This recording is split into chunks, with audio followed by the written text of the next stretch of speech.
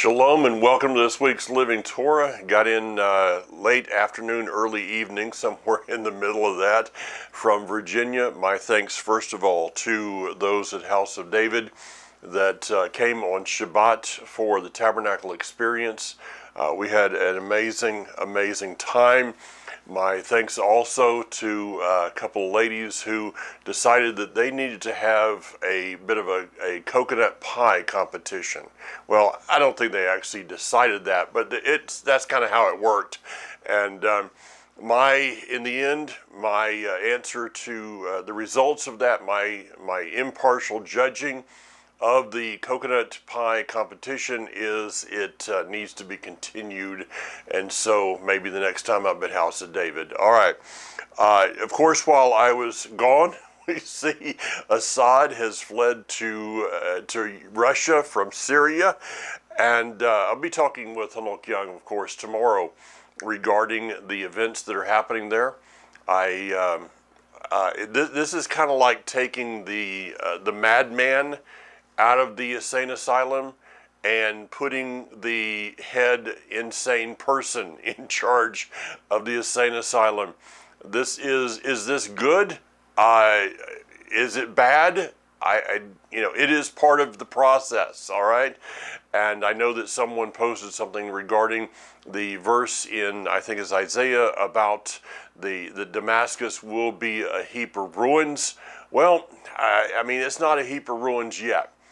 But are we in the process of that? Stay tuned and we'll find out. But before we get to there, we have to go to this Torah portion of Jacob and Esau, his brother. And it's, again, interesting to me as these Torah portions were, as it was with the chapters of Scripture, as it was with the verses and all of these things, and splitting the books of Kings and First Kings and Second Kings and various things. The Almighty has kind of got his fingerprints all over everything. He left them for, I believe, even the casual observer, or could we say the casual studier, to be able to find his fingerprint. And one of these is that during this month of December, here we are coming up, by the time this is out, the middle of December. We're almost to 2025. How did that happen? And it's a time of, I believe that December can best be summarized by a month of that we have a choice of conviction or of compromise. Now, I'm not here to judge anybody's walk, but let's face it, there are some things ahead of us right now within this month that pretty much tell us which way we are going to lean. What are we going to adhere to? With that, this is not a statement regarding, I celebrate Hanukkah versus I celebrate Christmas, because as I see it, we can get caught up in some of the same trappings regarding Hanukkah and make it into something that it really wasn't. So just to set the stage there, with Jacob or Yaakov, chapter 32, and I'm going to be I am in the Complete Jewish Bible, so my verses are slightly different. This one, it would be verse 4 or verse 3. If you have a more English translation, it's going to be verse 3. That's the last I'm going to mention that for today, because it goes through a number of these verses. And let's set the stage that Lavan, the man who is white, his name means white. It's a kind of a false religion. He's a person of deceit. Okay, he's out for the money. He's out for the gold rings. He's looking for the camels. He's looking for the prosperity that being attached to the covenant loosely can bring him. But he's not really into the responsibilities of walking in that covenant, all right? i.e. modern day religion. So Lavan is behind him. he is now on his way out of exile, going back to the covenant, the land of the covenant. But before he gets there, he has this issue to deal with, and that is his brother Esau. So we could consider him as Esau is going to be one that is going to make us compromise our values in a way. And I'll try to unpack that as we go here. So he is between deceit and compromise, and both are attacking his right to walking in the covenant. They're just attacking it in different ways. You and I we probably had this consideration that years ago, whenever that may have been for you, maybe it was years, maybe it was months, I don't know, and you decided that you were going to leave this religious system, and so, you walked away, putting it behind you, and everything's going to be fine. Okay, I'm going to walk toward the covenant, and there's not going to be any problems because I put it all behind me, only to find out that there are Esau's still in front of us that are between us and entering into the fullness of the covenant. And what we do with those things that are between exile and the fullness of the covenant, the kingdom, is basically our commitment or our compromise. Now, I'm going to kind of go out on I've never done this before, go on a few limbs along the way and try to read some things in that may not be absolutely stated.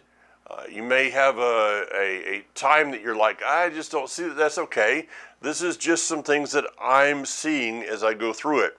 So in verse 5, it says that, let's see, where am I at?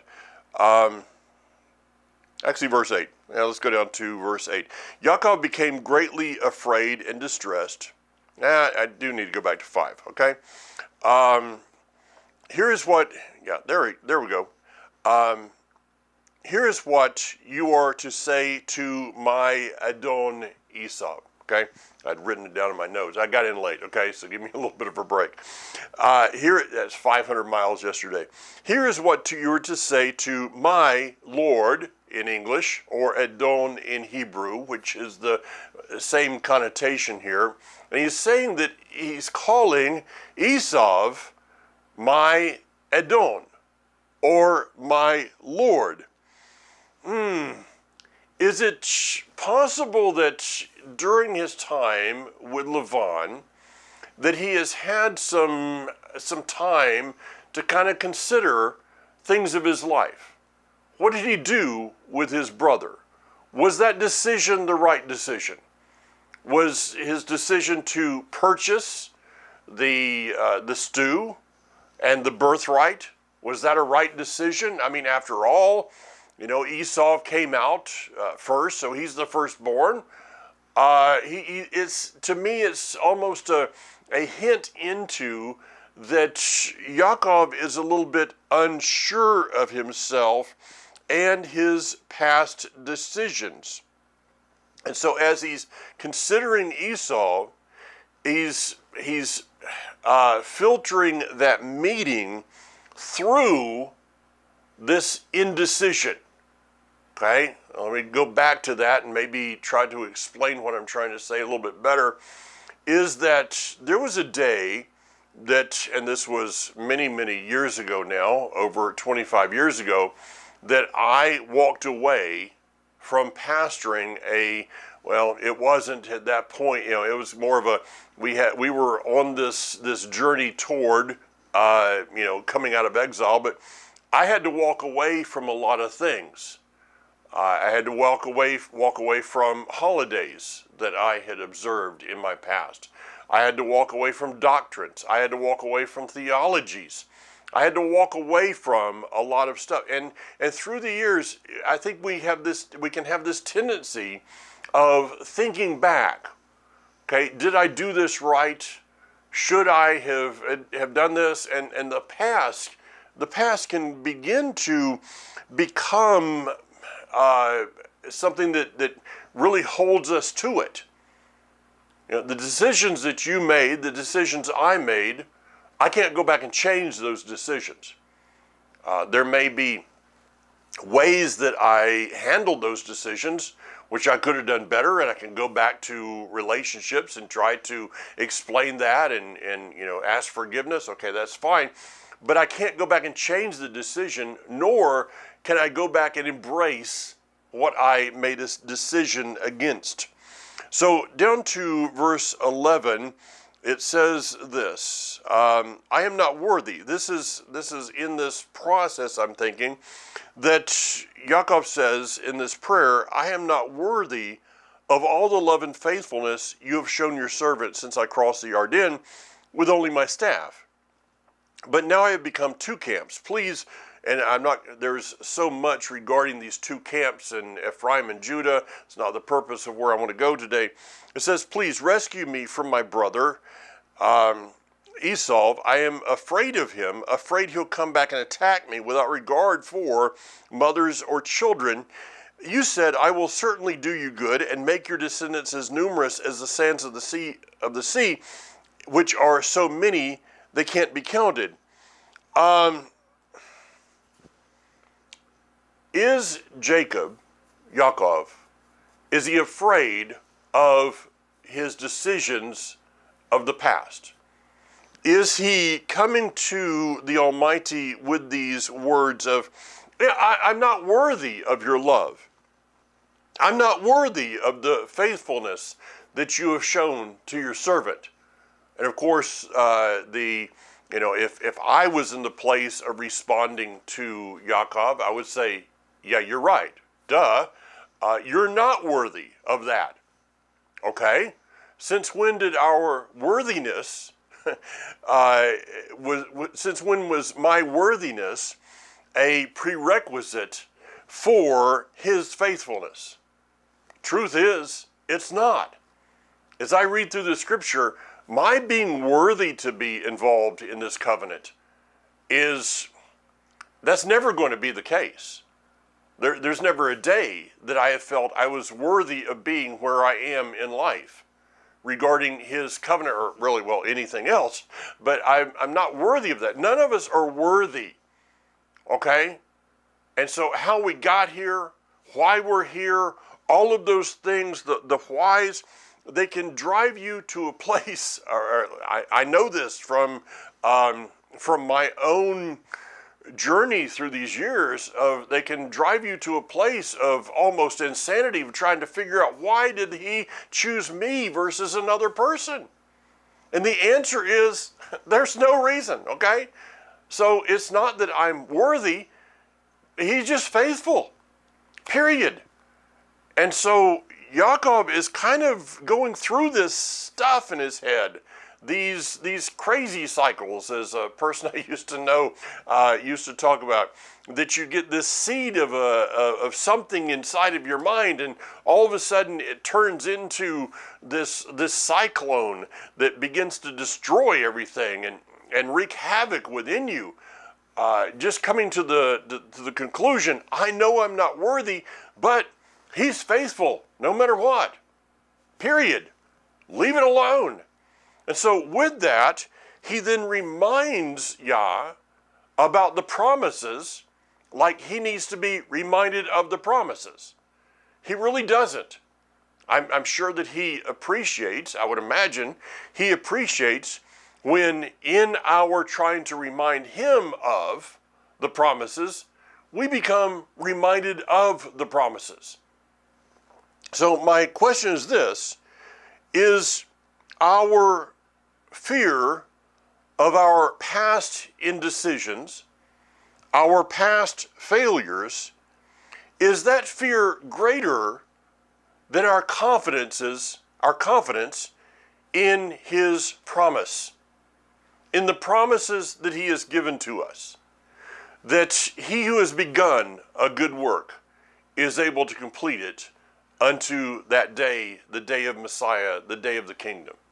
Is that a promise that I have greater faith in that promise than I have a fear over my indecision and failures of my past.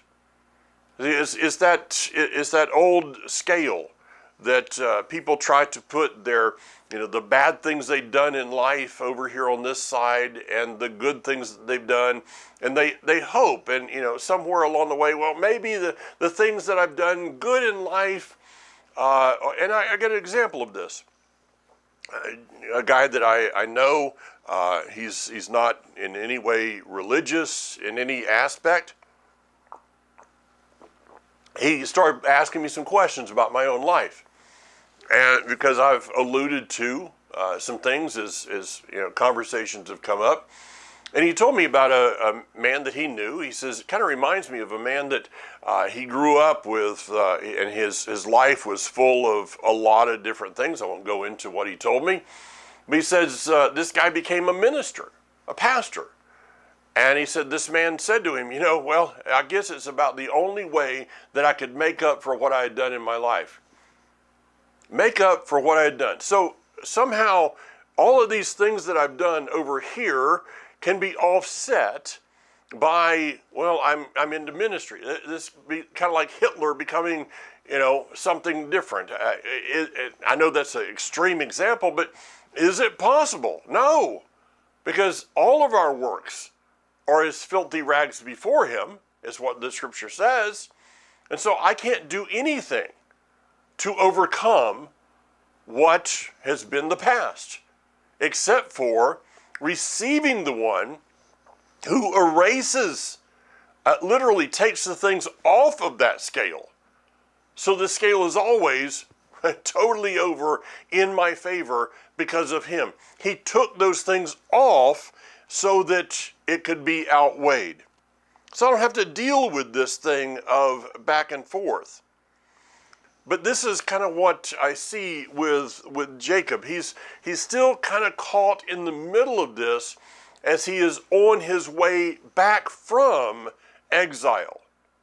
So his walking back from exile is not only about the physical journey. It is about some spiritual things that are happening within him.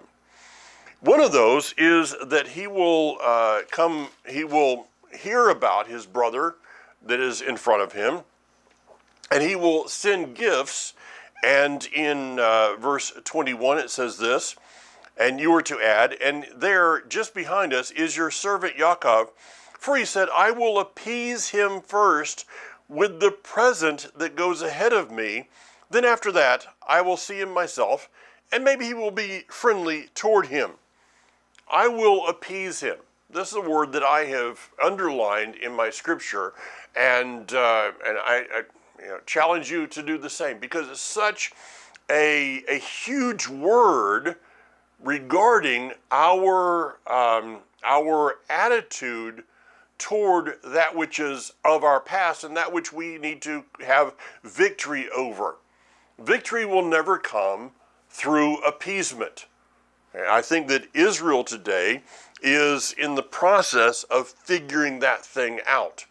Now, the word here in Hebrew is the word kafar, which is, you may recognize that of Yom Kippur. You may recognize that as the word, the first time that is used of that Noah kafared. I know that kafared is not a word, but he placed a covering over the ark. It says he took pitch and he covered the ark. So this is this covering is Jacob. And I know that a lot of things I'm saying, I don't like to just beat up on people in scripture, but it kind of sounds like I'm doing that today, probably because I am. But I think we all deal with these kind of things, and we need to come face to face with them. So in trying to cover up for the time in the womb, for buying the birthright, for the dressing and putting the goat skin, the sheep skin on his hands before his father, is he trying to cover up those things? is he trying to cover them up with gifts. So as he comes to Esau, he has a choice, either to cover them with gifts or to challenge him with the blood of the Lamb, with the covenant. He could look at Esau and say, you may be my brother, is in our flesh, but you're the one that from birth despised the covenant. You're the one that sold me the covenant. You're the one that was not responsible for the covenant, the blood of the covenant. So instead of looking at his brother, coming face to face with conviction over what had been done, he is trying to appease his brother with gifts. Now, if we go into this month of December, I'll just let you do that one on your own. Now, as he does this, he separates the camp. He sends everyone across the other side. And in the process of this, it says that he is, in verse 25, let's see, where am I at there? That he is alone. And Yaakov was left alone. Let's go over to Genesis chapter 2. We're going to find the first time that this word is used.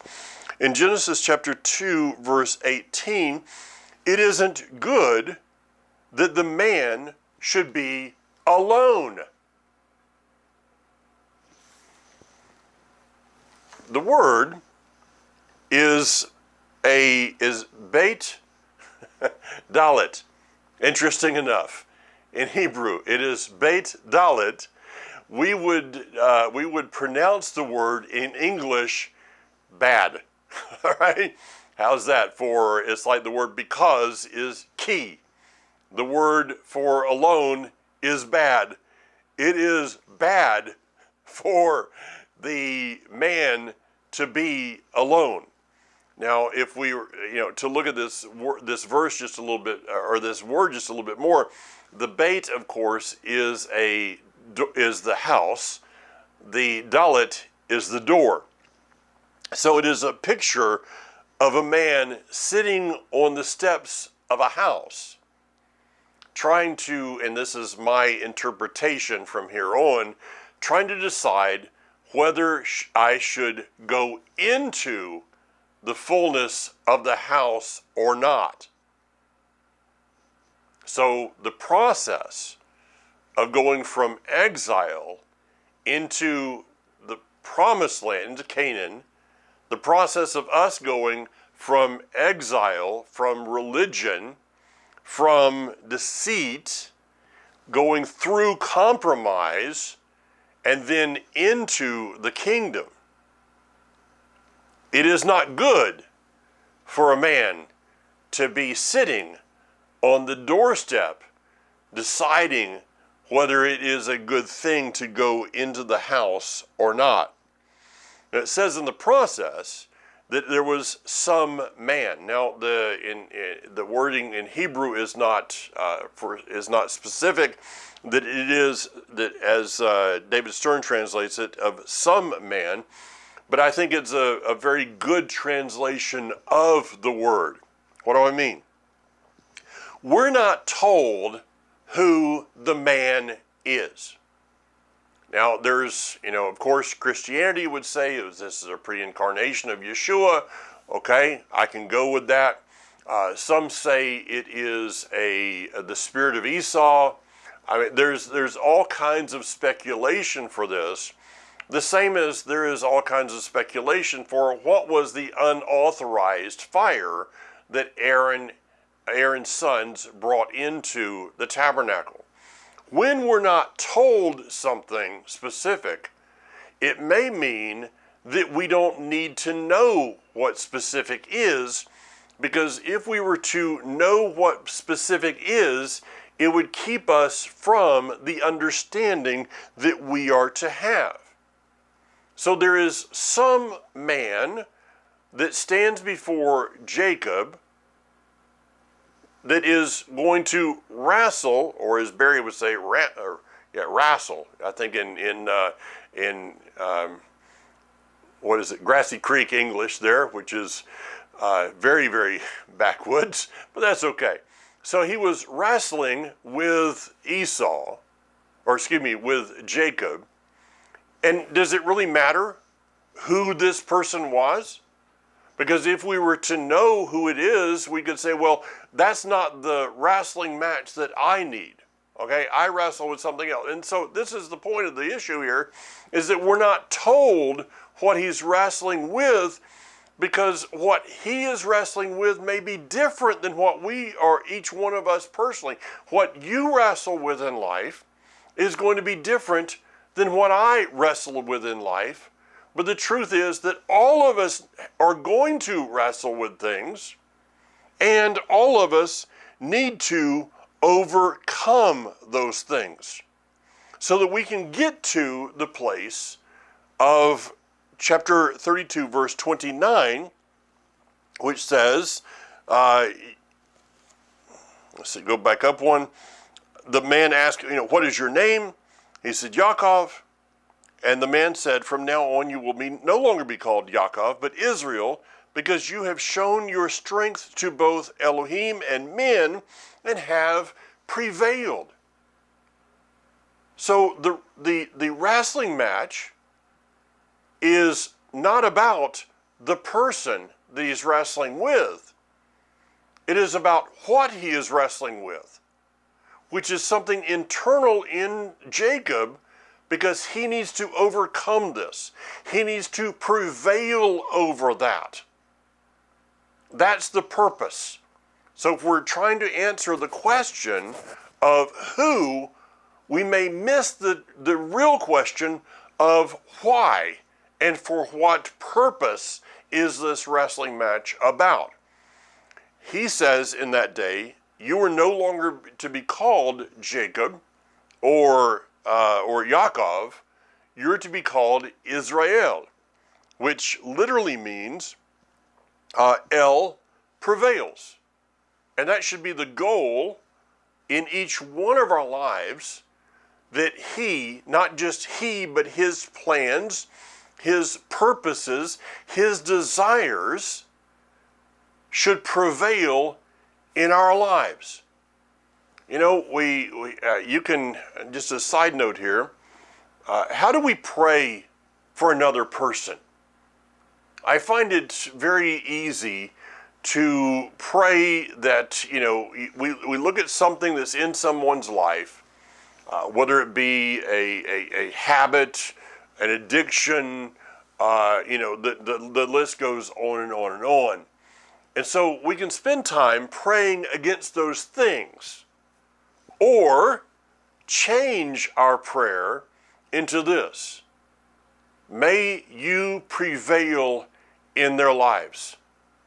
That is the greatest thing that can happen in any of our lives, that he, El Shaddai, the Almighty, Yud-Heh-Vav-Heh, the Creator, that he would prevail in my life, that he would prevail in your life, that he would prevail in another person's life. So Father, I ask you to wrestle with this person to the point that you prevail in their life, and whatever that wrestling match needs to be, I'm out of there, because I don't know what it truly is that they are wrestling with. They're keeping them in the natural realm instead of in that spiritual realm. And we see this later on as we go through the scriptures, that yes, he is still known as Jacob at times, and he is known as Israel at times. We'll get to that when we get to the word spoken of the so-called blessings at the end of Bereshit, Genesis. And this is it says it will bring up Jacob and Israel. So Jacob is, when we see the word Jacob regarding this man, it is as he is he is living more in the natural earthly realm. But when we see him called Israel, and this is not, I don't know, I've never gone back and seen if this is 100%, but when he is operating in the spiritual realm, seeking the covenant, he is called Israel. I guess the nation today of Israel could at times be called the nation of Jacob. There are times that I see that it can be called the nation of Israel. There's times that you and I, in our dealings with those around us, with events around us, we can be called Israel. There's times that we should be called Jacob. Now, he is moving forward. The Almighty is moving him forward, and he has to come face to face with his brother. And this is in chapter 33. It says then in verse 3, then he himself passed on ahead of them and prostrated himself on the ground 7 times before approaching his brother. Esau ran to meet him, hugged him, and fell on his neck and kissed him, and they wept. Now, from a distance, this is the kiss of affection. But for Jacob, the word here of he kissed is one of consuming, and some, because of the sheen that's in there, and some have written on this, that Esau would just as soon have clamped down with his teeth on Jacob's neck. Therefore, forgive the example here that is kind of natural to the side. I won't go into that, of course, but literally he would have rather sucked the life out of his brother than shown him affection.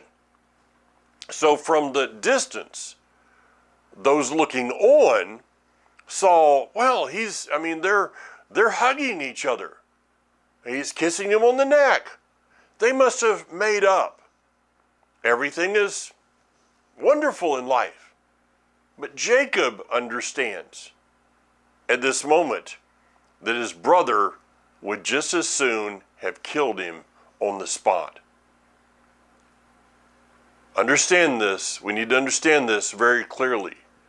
Compromise may look good from a distance, but you and I should know what compromise actually comes to us for.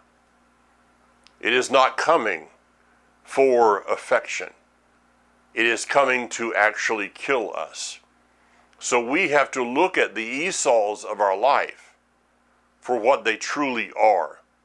That in the end, they will try to destroy us. In verse 10, Jacob says this, no, please, if now I have found won your favor, then accept my gift. Just seeing your face has been like seeing the face of Elohim, God.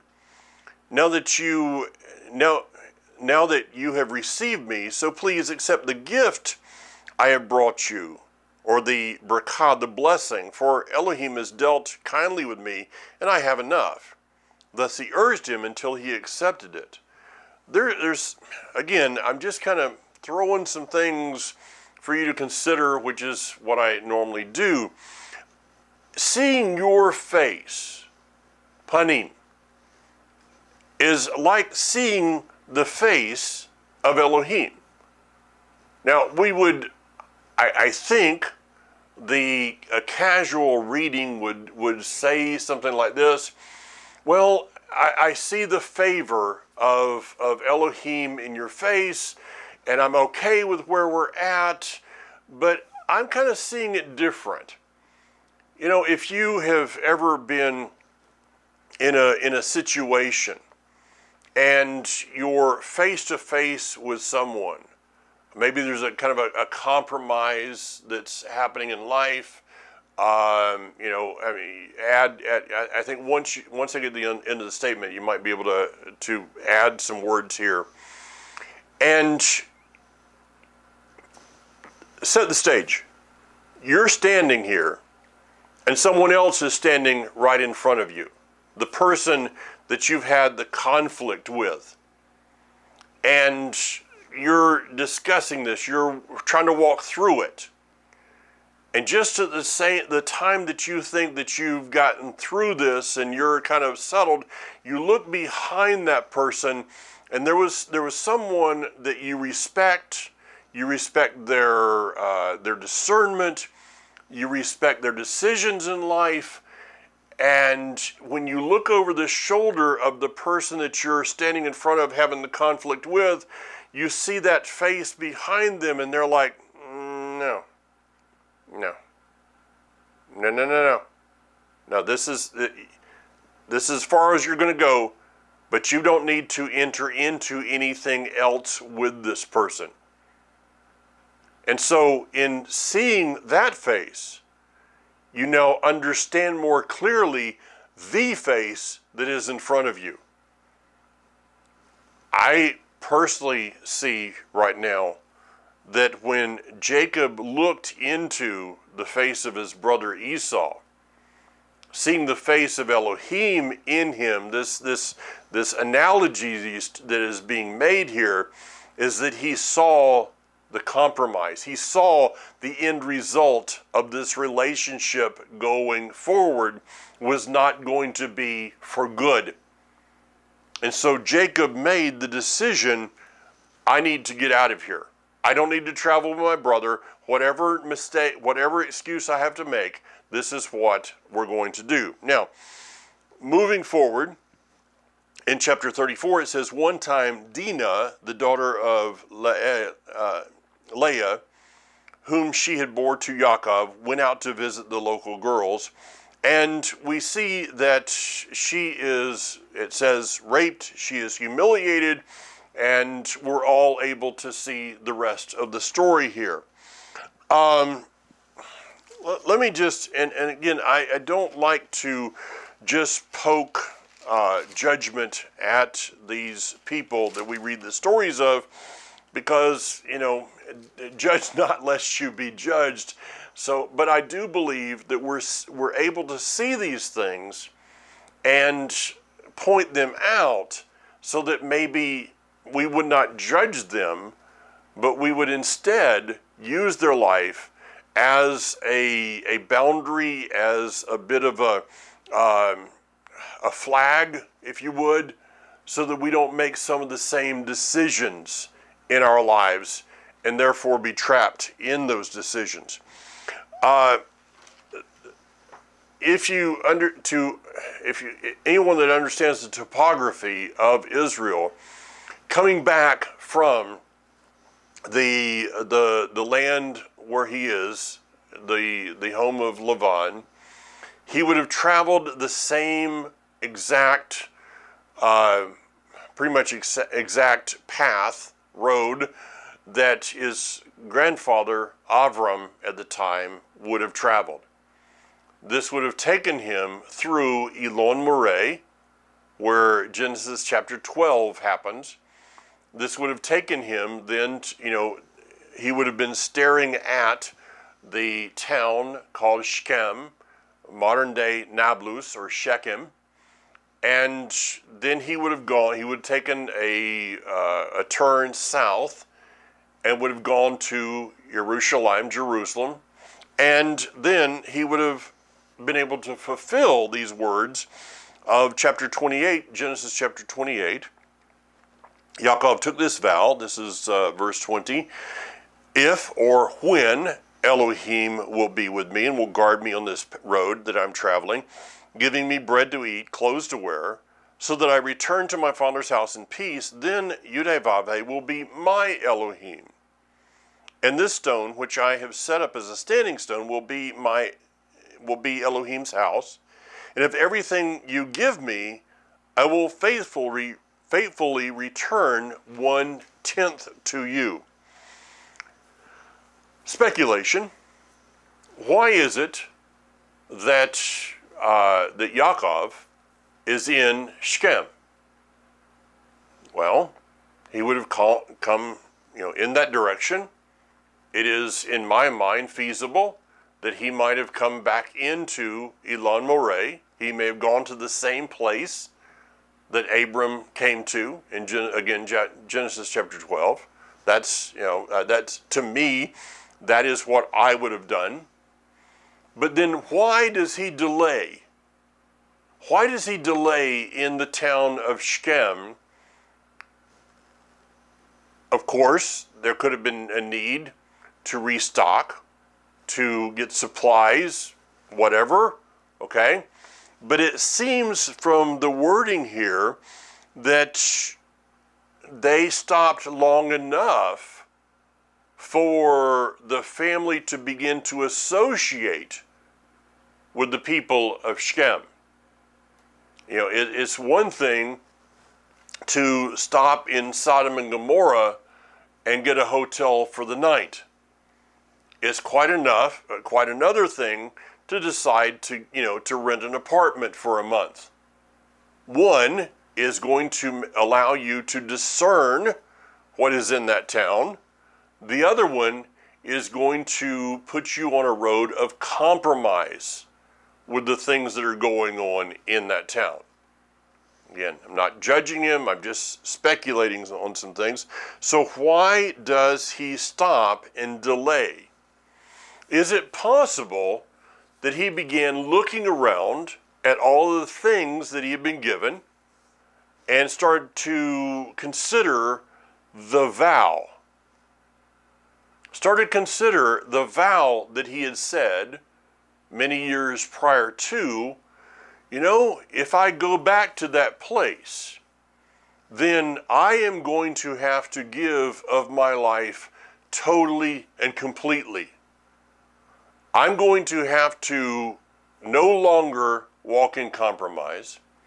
I'm going to have to leave behind everything that Lavan was to me. And besides that, I'm going to have to begin to give a tenth of all that I have. That sounded good when he was on the mountain with a staff in his hand and one set of clothes.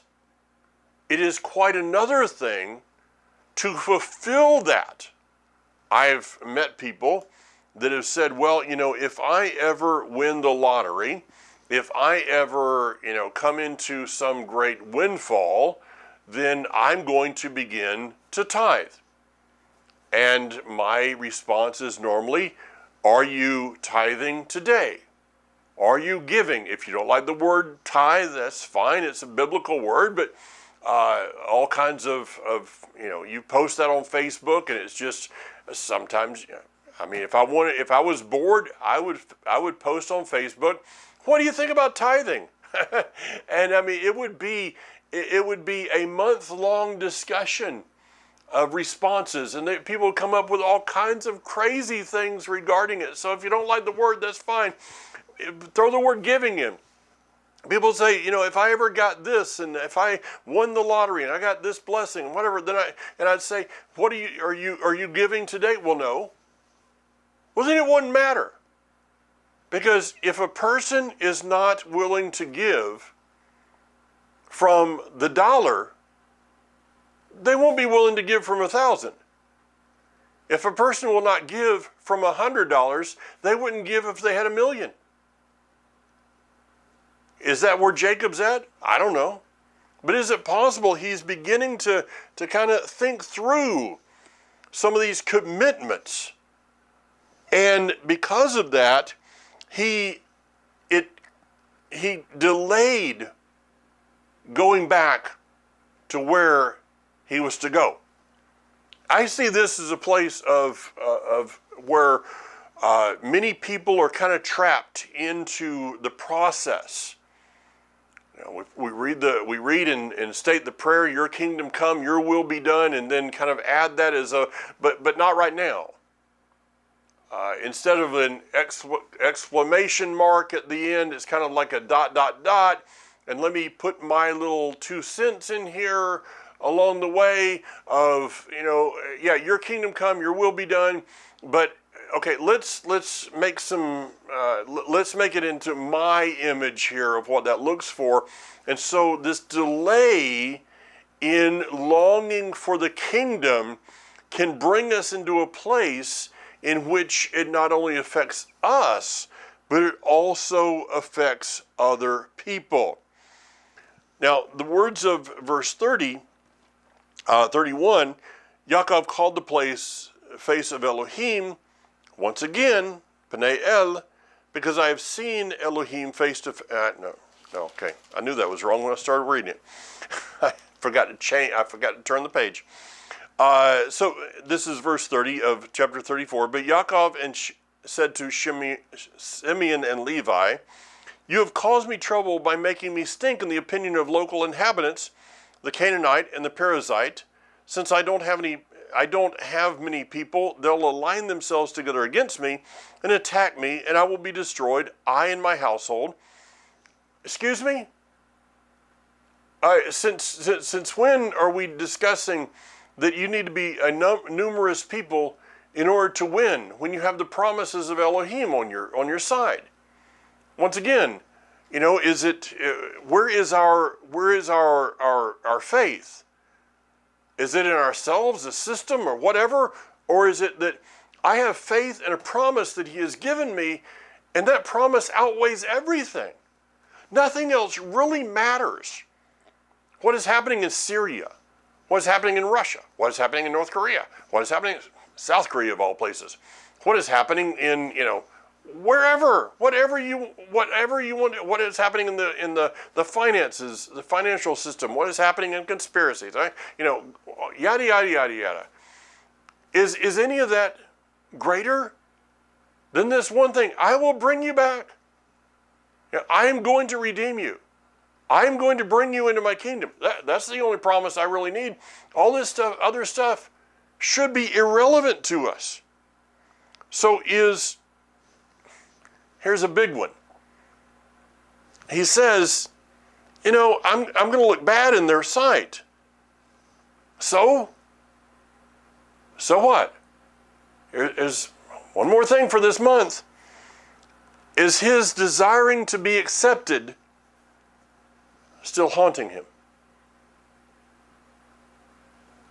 When we understand that we are accepted by the creator of the universe, the one that spoke the world into existence, when I understand that I am accepted by him and don't think I got this one down all the time, but when I walk in the fact, let me say it like that, when I walk in the fact that I am accepted to him, it really doesn't matter.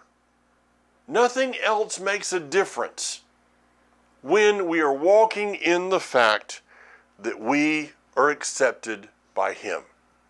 Lastly, in the last chapter here, we see that the Almighty says, one more thing that needs to be done, put away your foreign gods. What foreign gods are there in the camp? They're the same ones that Rivka brought out of her father's house. The same ones that she had hidden under, with the saddle there. Those same foreign gods are still in the camp. Did that cause her death? I don't know. It appears on the surface, or deeper than the surface, that question after question comes through my mind. Did Jacob know that the foreign gods were there, but he refused to confront his wife based upon his need to be whatever, intimate, accepted, whatever you want, wherever you want to go with that? What is above our acceptance of him? If we put anything above our acceptance of him, it will end up destroying us. Now, the last verses here, Esau's story is not over. Said that Esau and Jacob came together at the funeral for their father. His story, Esau's story, is not over today. It is still a conflict that's going on. Eventually, there will be some of the spirit of Esau that will be brought into the covenant. We know that. But let's make sure that it is that we're not being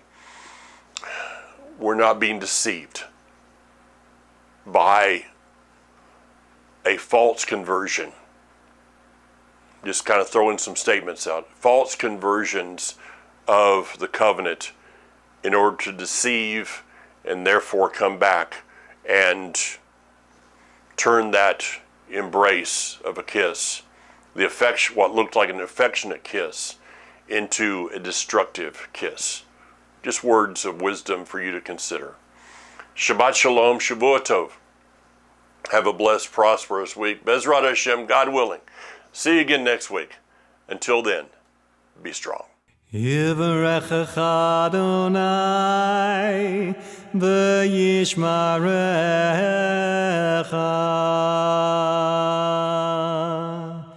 Ya'er Adonai panav elecha v'yichunecha.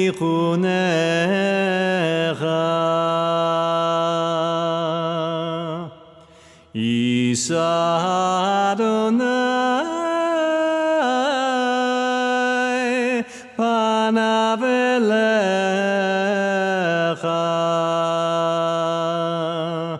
v'yasem lecha shalom.